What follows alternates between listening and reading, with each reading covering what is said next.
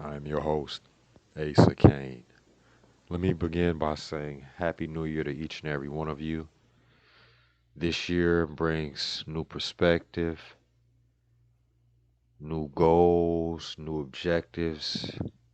But yet, before we do that, we got to look back on something that started last year that is affecting us today, and that is the collapse of FTX. In this episode, we're going to be looking at Shark Tank's host, Kevin O'Leary, and his close involvement with SBF, the disgraced founder of FTX. Now, before we do so, if you have not already, hit the like button. That's the thumbs up icon that you see underneath your video. And also hit the subscribe button. It helps to ensure you don't miss out on any upcoming episodes.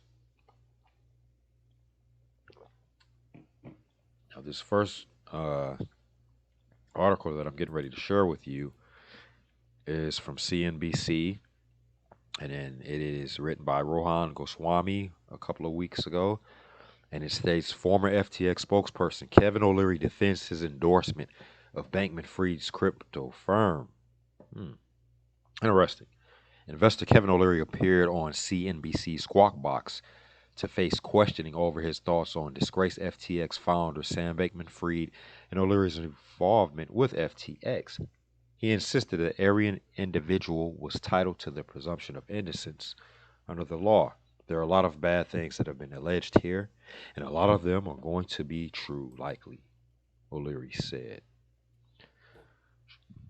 Shark Tank star Kevin O'Leary defended his position as a spokesperson for bankrupt crypto firm FTX. This is America. The justice system provides that the presumption of innocence unless proven otherwise. O'Leary responded when asked why he didn't more stridently condemn Bankman-Fried. O'Leary was pressed on his paid FTX ambassadorship, venture capital career, and in his defense of Bankman-Fried before his arrest by CNBC's Andrew Ross Sorkin, Joe Kerman, and Becky Quick. Kernan minced no words with the Canadian businessman. Are you still calling yourself a venture investor? The Squawk Box host asked O'Leary. Your venture investing was your name being able to use as a spokesperson. Joe, bad news. I have a very large advisory business, O'Leary retorted. Kerman then continued to press O'Leary, are you still conflating money you got paid by FTX that you lost, or did you actually invest some of your own funds? Money is fungible, O'Leary replied. Okay, see here. So you didn't. Once again, you're a venture investor who ventured your name, Kernan said. You didn't even pay your own money on the taxes. O'Leary continued to return to his lost $10 million investment in FTX, which was given to him as part of his compensation for appearing as a paid spokesperson. Traditional venture investing typically involves a fund or individual investing their own funds in the business. They had to open that round for me, O'Leary said. I have 54 companies in my portfolio right now. Kevin, you're an actor in this drama, and you had a front row seat to SBF up to the very end. Sorkin said, what do you think happened? I don't know the facts. John Ray doesn't have them yet. He's going to get them, O'Leary responded. I'm looking through my records. I'm willing to fund a forensic account of our accountants. Again, look at what I'm saying, what he said. He is willing to fund a forensic account of his accounts. So if you are someone that has this very special skill set, I would reach out to Mr. O'Leary immediately. He will pay you. You're welcome. This article from CNBC also written by Rohan. He's busy like we are. FTX spokesperson Kevin O'Leary says that he lost his $15 million payday from the firm. CNBC contributor Kevin O'Leary told Squawk Box anchors that he lost all of his FTX crypto, calling the FTX deal a bad investment. He said he fell prey to groupthink. O'Leary and other celebrities such as Tom Brady and Larry David were sued by FTX investors who say the exchange's ambassadors should have done more due diligence. Investor Shark Tank judge and CNBC contributor Kevin O'Leary said Thursday he lost all of the $15 million FTX paid him as a spokesman for the now collapsed crypto exchange that some have called fraudulent. O'Leary and other celebrities such as Tom Brady and Larry David were sued by FTX investors who say the exchange's ambassadors should have done more due diligence and exercised a greater level of care before promoting the crypto empire.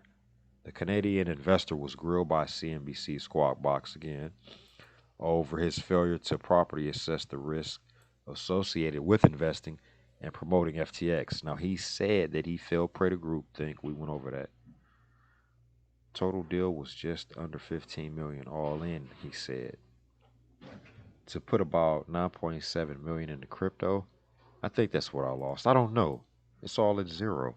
He also said that he had more than $1 million of FTX equity, now rendered worthless by the bankruptcy protection process. The balance of a little over $4 million was purportedly eaten up by taxation and agent fees, according to O'Leary. O'Leary promoted FTX aggressively on Twitter and online, touting his close connection with the disgraced founder of Sam Bankman-Fried, who was facing multiple investigations, as we all know.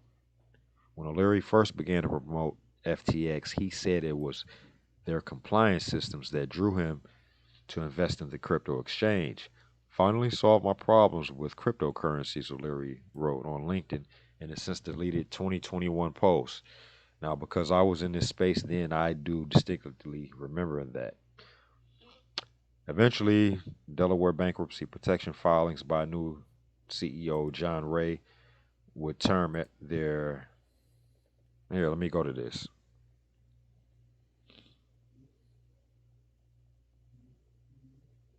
All right, here. We're going to hear from the man in his own words. Fair use. We're joined now by Mr. Wonderful himself, Kevin O'Leary. Kevin is the chairman of O'Leary Ventures, but you'll know him better as the co-host of Shark Tank. Kevin, also an investor in FTX, as well as a spokesperson for the exchange. Kevin, it's always a pleasure to grab some of your time here. Help us make sense of all this, first and foremost. When you think about what has taken place with FTX and what we've heard from Sam Bankman-Fried to this point, do you believe that he committed fraud or misled over that time? The answer is I don't know yet, and I've said that from the beginning. The point is we don't have any facts. We have a lot of hysteria. We have an angry mob crowd. We have a lot of conjecture. We have a whole lot of stipulations that no one can basically has any basis to make claims on. And my problem, and the way I'd like to deal with it, and the way I'm going to deal with it is, look, for full disclosure, I'm a shareholder in FTX International, a shareholder in FTX US, and I have corporate accounts on the FTX platform. Okay. He is invested. He has shares in 3 different aspects of that. Here's how I'm going to deal with this. I want full transparency of every transaction in my account, which has been swept clean. Millions of dollars are missing. There is no accounting records there. There's no conversion records. There's nothing. Now, when this occurred was middle of Saturday afternoon 2 weeks ago, when the company filed for bankruptcy in 101 locations plus.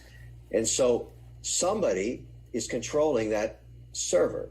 And for the sake of all of us as institutional investors who require this data for our taxes, for our compliance, for our accounting, for our reconciliation, we need the servers turned back on so we can see this information. I'm not saying open the exchange or operate it. I don't care about that. What I care about is being able to forensically audit every single transaction that occurred in my account. I can totally understand that, and I agree with him 1,000%. That would. And then we'll have the answer of who did what and where and when, because one of the remarkable situations about this financial collapse, different to Enron, different to Lehman Brothers, different to Bear Stearns, is that 90+% of these transactions are on chain. Mm-hmm. They are irrevocable. They cannot be changed. They're on the public record forever, probably on AWS servers right now.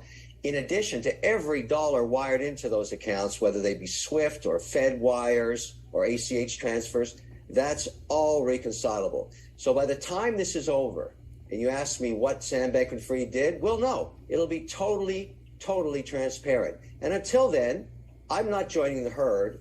I'm just waiting for the facts. That's what I'm doing. And I understand that. I do. I understand that.